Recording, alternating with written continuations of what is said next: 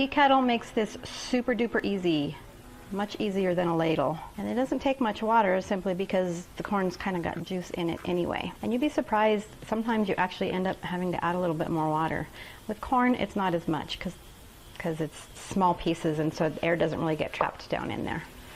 But some foods, it can actually trap quite a bit of air in there. But these look pretty good.